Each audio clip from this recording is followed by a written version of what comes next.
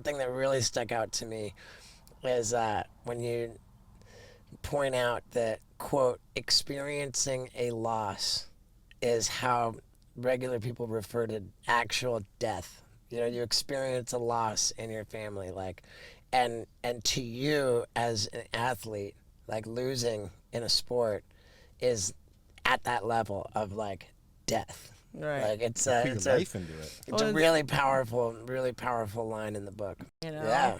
And yeah, having to set your sights lower is it's painful. But I don't know. It ended up being like the best thing that ever happened to me, because like it got to a point where my public perception was intrinsically tied to my self-perception, and it like forced like a break in that, and the kind Yeah. of mania that I had created around myself. I felt like I had to keep it going for like my own ego, and it just made me realize that like being so famous that you can't be in the in and out drive through without getting mobbed was Right. something I actually like. I hated it, you know. I couldn't do things with my family. I was like so isolated. It was not a lifestyle that I wanted, but it was one that I felt like I had to like keep pursuing and keep hustling for, because I was like racing what? I'm like, who the fuck are you racing, bitch? Okay, you're doing fine, but it was forced to myself to put a lot of things into perspective of like,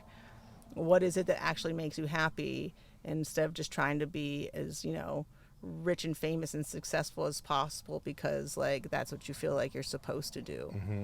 When, you know, being on the farm and being with my family is literally like the thing that makes me the happiest. But I wouldn't have figured that out, I think, otherwise. Yeah. Well, I love it. I really want to heap praise on it. I want everybody to get this book, Rousey, Our Fight.